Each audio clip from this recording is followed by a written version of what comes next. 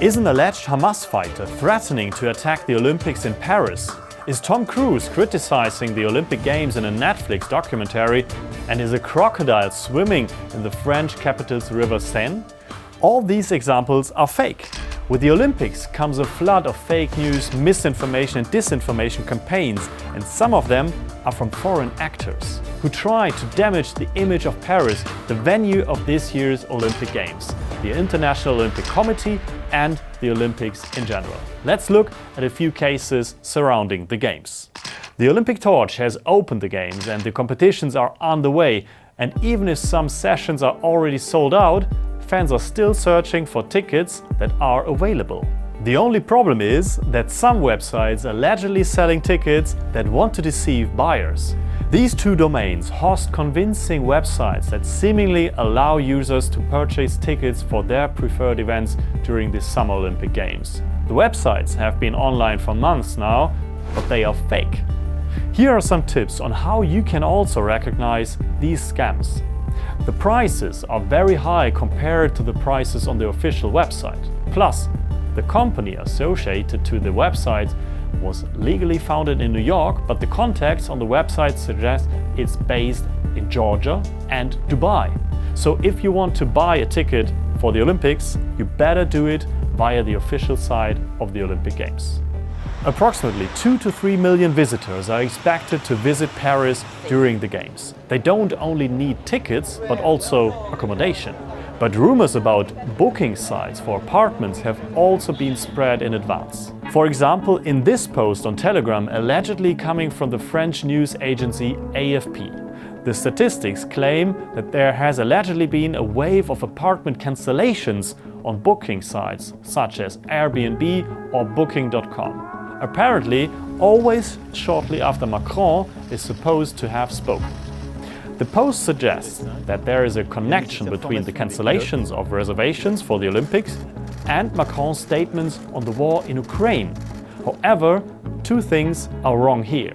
First, there are no such statistics. After a reverse image search, we did not find any hits that matched these statistics. And second, it's an example of media spoofing. The logo of the French news agency was used to imitate an article about booking cancellations, but AFP has never reported on such statistics, as they confirmed. Pro-Kremlin actors use a range of creative tactics to reach audience online. Again and again, we see cases of media spoofing that mimic reputable media, including DW. They often use short-form video clips or articles that got taken down, and they'll build an audience and try to blend in, looking like a news source that Europeans would not second guess. And then once they build that audience, they use it to turn on their own talking points and communicate their talking points to that audience. According to a study researching Russian information warfare, the coordinated network behind this is called Doppelgänger. Their main aim is spreading Russian propaganda. To contribute to the chaos of a conversation, or to try and make it seem like there is a sort of pro-democracy, anti-democracy debate happening online that's not actually reflecting where people are at as determined by public opinion that's regularly conducted in these European countries. But Russia-affiliated groups are also behind other videos. Let's take a closer look at this one. سوف تتدفق أنهارا من الدماء في شوارع باريس. It appeared in different languages on different platforms like X or Telegram and has thousands of views. It allegedly shows a Hamas fighter addressing the people of France and President Emmanuel Macron. The person in the video threatens attacks during the Paris Olympics due to France's support of Israel in the war with Hamas. But this video is a fake. But it's highly likely that this is actually not a real video coming from the Hamas group, and a fake one that has been made. That has been one of the tactics used by Russia now for some time on trying to mimicking real things. And the fact that it emerged from those identified and known propaganda Russian networks kind of confirm. The video is part of a disinformation series about security during the Olympic Games. According to a report by Microsoft, one of Russia's goals was to create fear around the threat of violence and potentially prevent people from attending. They are kind of, pushing a little bit the button on this. And at the same time, it connects with an additional fear, because they are playing on fear, which is terrorism. A similar example. Here the user claims that the CIA used a warning at the beginning of June not to use the subway during the Paris Olympics. The reason? A high terrorist threat. The video appeared on several social media platforms and in various languages. This is also a fake. Terrorism indeed remains a key challenge during the Olympics in Paris. However, the warning by the Central Intelligence Agency not to use the Paris metro is not true.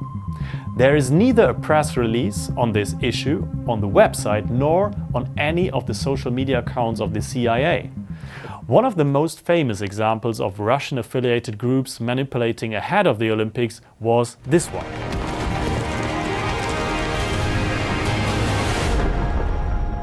It appeared in 2023. For the first time, a fake documentary created by a Russian-affiliated influence actor is on Telegram.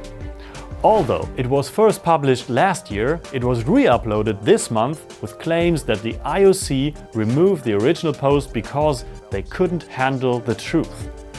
Here we see a deepfake of Hollywood actor Tom Cruise narrating a documentary that criticizes the IOC. This 4-part series falsely claims to have received 5-star ratings from major media outlets and celebrities. The disinformation campaign was kicked off last year in response to the Olympic Committee's decision to ban Russian athletes from competing under their national flag due to the ongoing war in Ukraine. We see content being pushed that tries to portray the worldview that the Ukraine war is in some way an economic hindrance to European countries. According to the Microsoft Threat Intelligence Report, these cases are part of a large-scale disinformation campaign.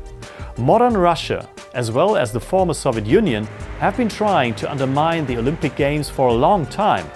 And the report states, if they cannot participate in or win the Games, then they seek to undercut, defame, and degrade the international competition in the minds of participants, spectators, and global audiences. Another aspect stirring fake news is security at the Olympic Games. Due to a higher security risk during such big events, more police are needed. But is this video actually showing a Spanish policeman arresting someone suspected of theft in France?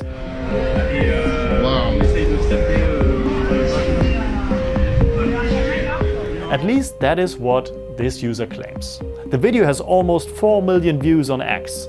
However, it's misleading. France did ask over 40 countries to send more than 2,000 police officers to help secure the Paris Olympics this summer. Among them, the Spanish Guardia Civil. This video in fact does show a Spanish police officer on duty in a Paris metro station, however, together with French colleagues.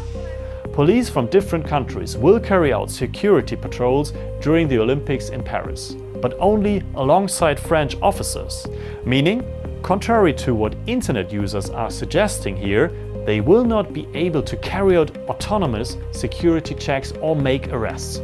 Fake articles or videos like these did not stop the Olympic Games from being held in Paris, just like the alleged crocodile in the Seine, which didn't exist.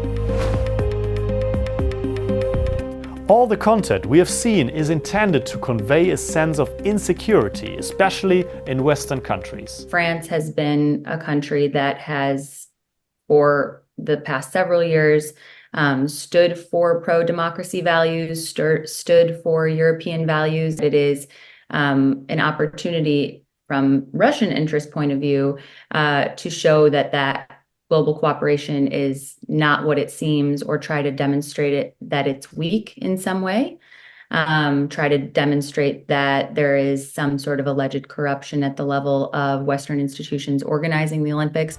Waves of disinformation are particularly common before major events such as the Olympic Games. and it will not be the last time that there are large-scale disinformation campaigns. So keep your eyes open for fakes and better check before you share. Now it's your turn. Have you seen any fakes surrounding the Olympics? Send them to factchecking@dw.com.